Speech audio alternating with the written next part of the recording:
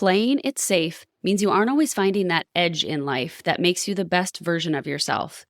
But if adding one more thing to your list to take action on or try harder at seems overwhelming, rest assured, because finding your edge doesn't always mean you have to do more.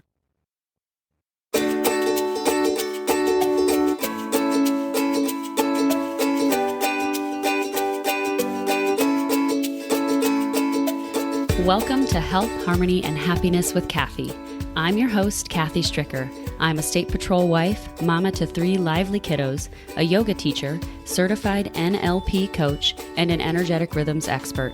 As an energetic rhythms coach, I help action-taking women use their body's rhythms and the moon's cycle to optimize productivity and avoid burnout without letting their desire to remain in control alter their focus. And this podcast is all about doing just that and perhaps a bit more so that you can create your own path to health, harmony, and happiness. So come along with me, and may this episode serve as a nudge to discover tools that could help you on your path towards more intentional living. Enjoy the show.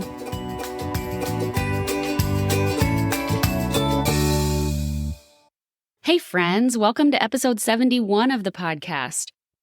I hope that you are all finding some sort of spring slowdown. Well, that doesn't really sound right, does it? But it's spring break time around here, and I'm recording this before spring break. So if you're listening to this, hopefully it's over spring break where I am at home chilling with my kids, not doing much of anything. And that's how we're spending our spring break this year. We got a new couch, and it is like it needs its own time zone. It's giant, it's fun, it's plush, it's comfy, and we are anticipating doing all the movie watching and snuggling and playing games on that couch during spring break. So that's what my spring break is going to look like. But if you're listening to this and you're someplace tropical or warm, kudos. Keep enjoying and listen on, my friends.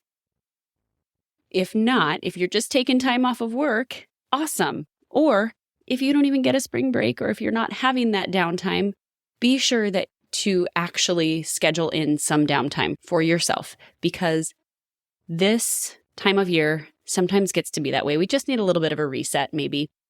Even if it's just a day, do what you can to honor that rhythm that allows you to switch from winter into spring. Because as I'm speaking this out loud now, it's making me think that spring is literally just around the corner.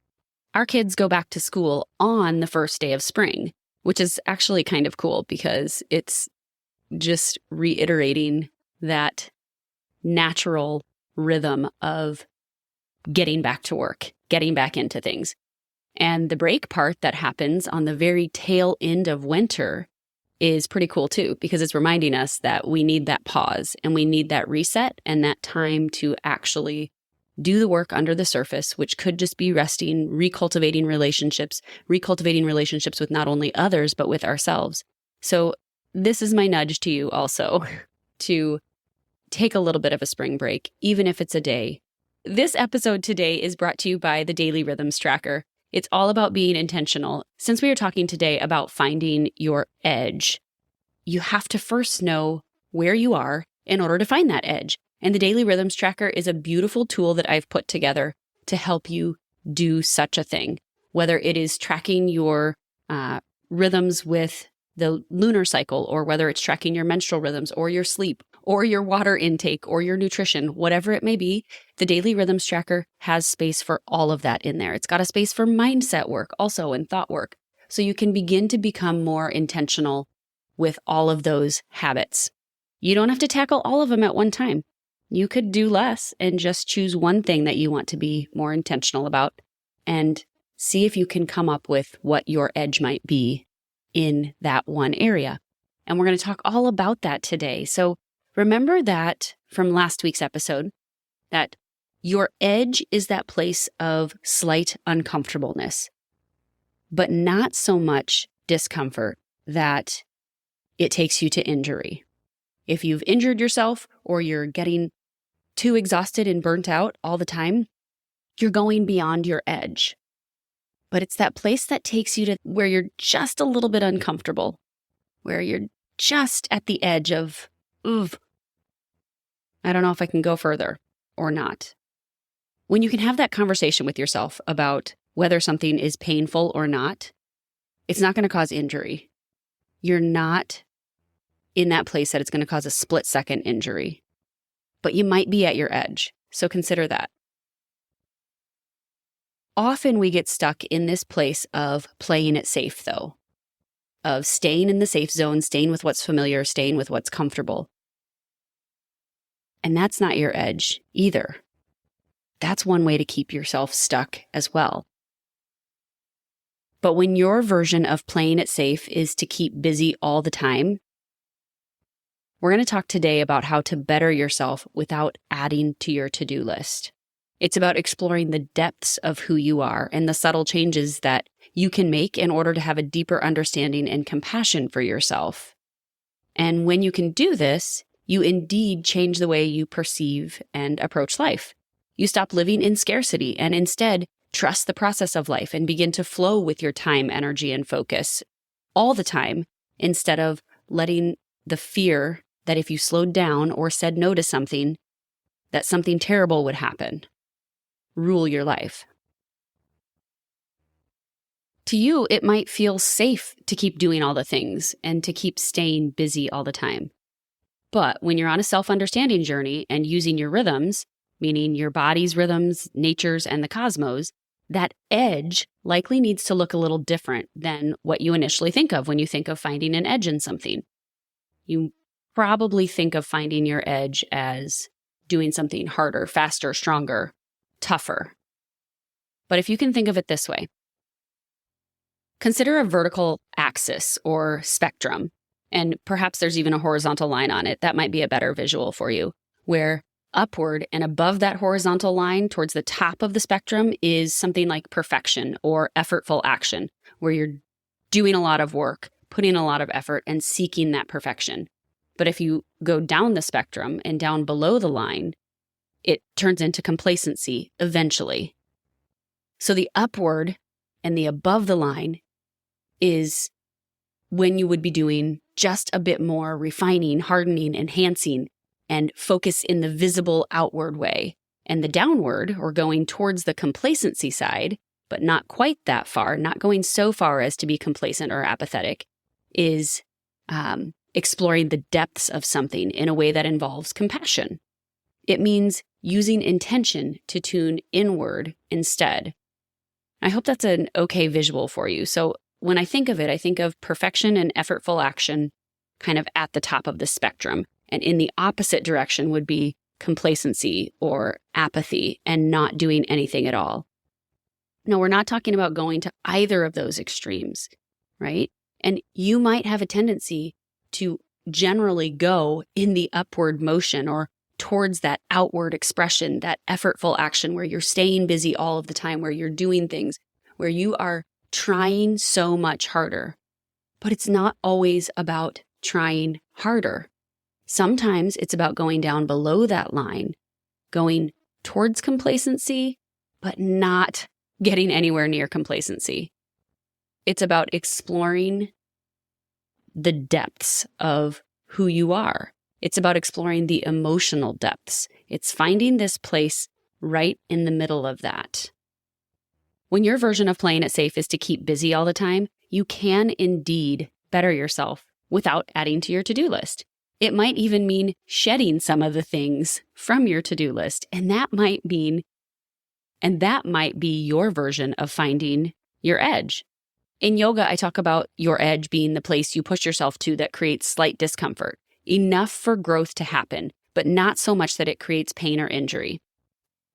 As I said before, if you can have the conversation with yourself that it's uncomfortable, it's likely not pain that's going to create injury.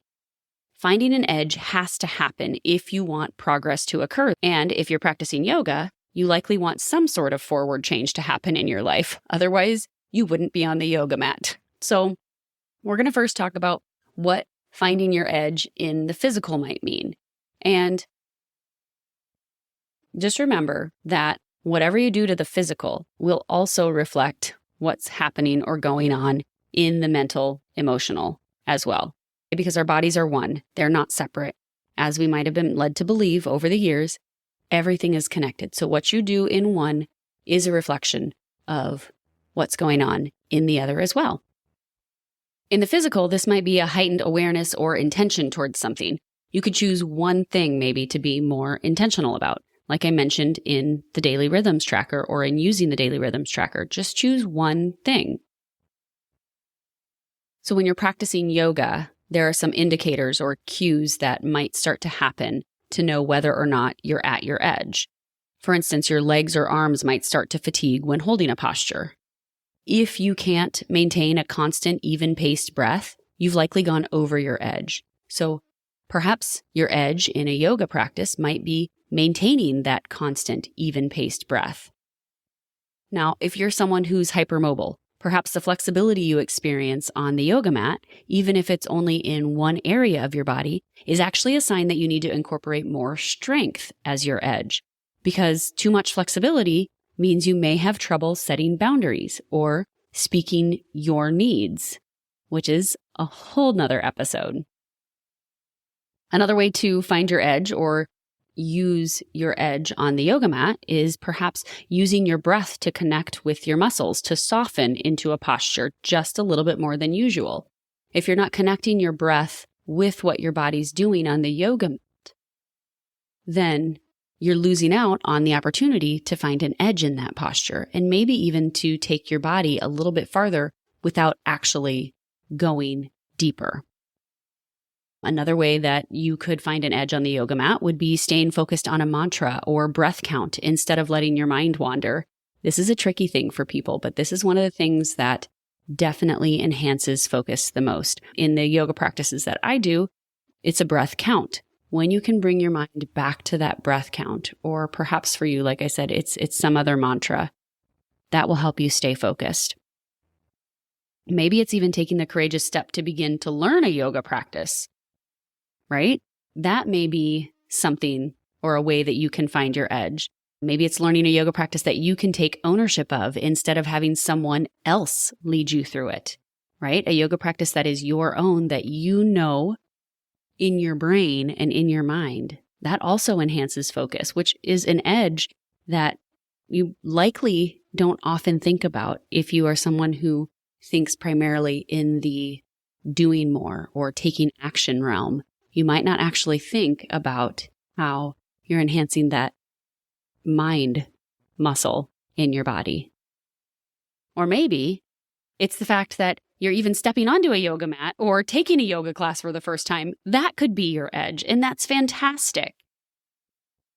So there's a difference between pain and discomfort when you are doing anything. And I bring this up now because it's most evident when you're on the yoga mat.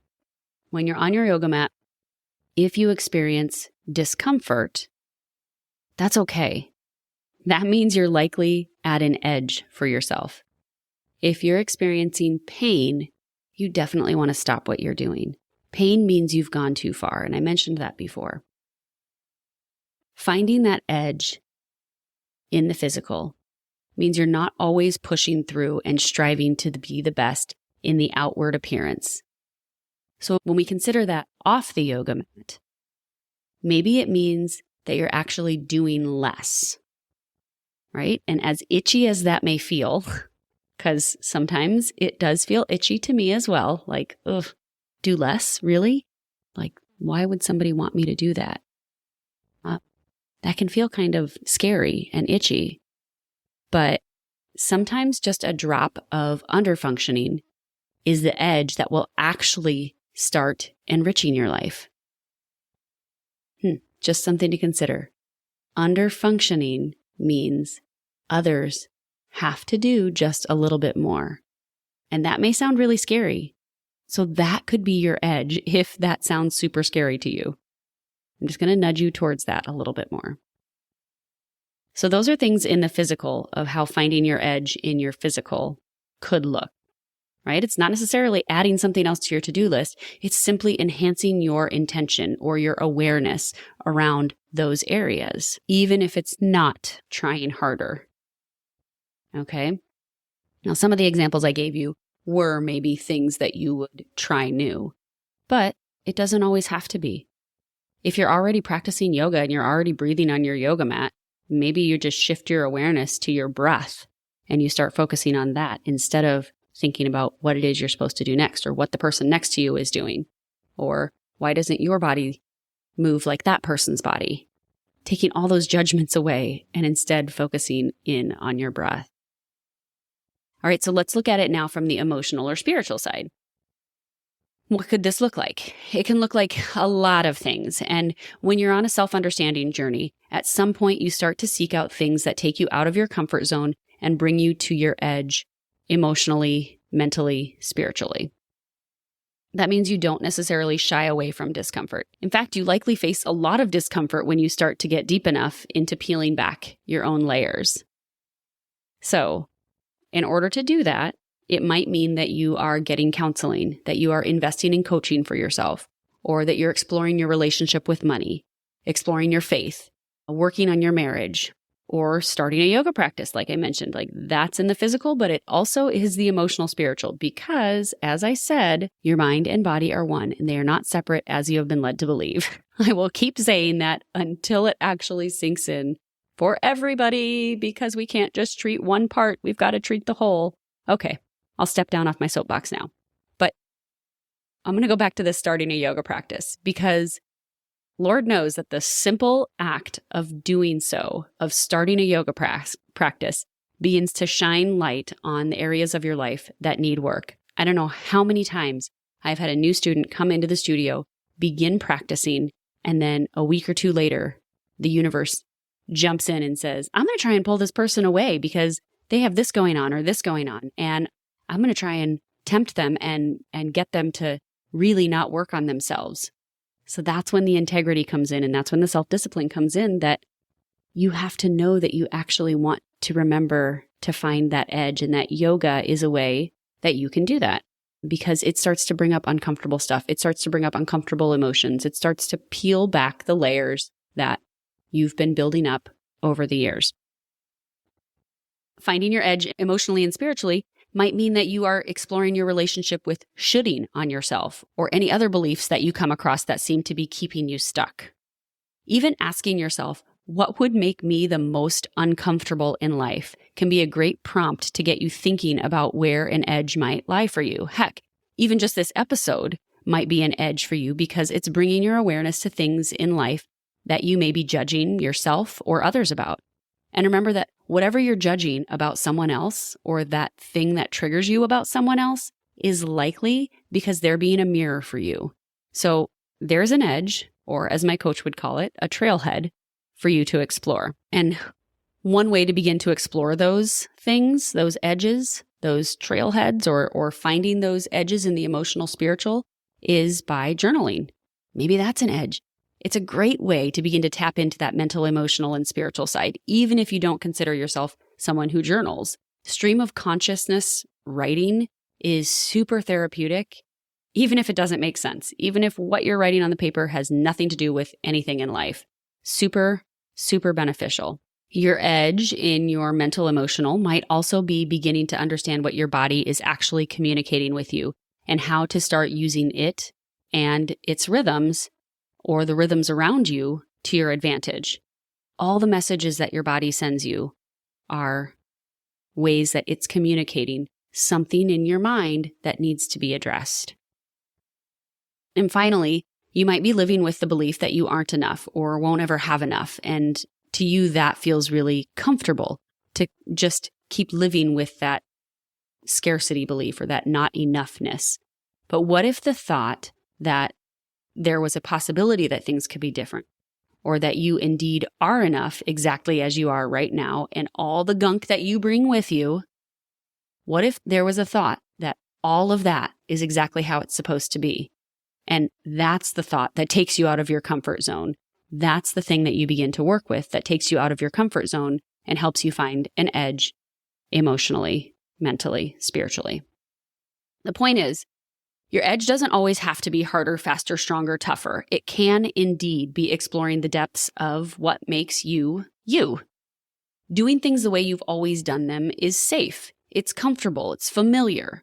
So What if your edge looked like just making one small change that gets you a little uncomfortable, maybe just a teeny tiny bit uncomfortable, that pushed you beyond what is, quote, safe for you? It's not just about discovering how to push yourself to be better in an upward and outward way or in a physical way, although making minor physical changes can be helpful in enhancing that awareness because it ultimately will bring out the mental, emotional, and spiritual changes that need to happen as well.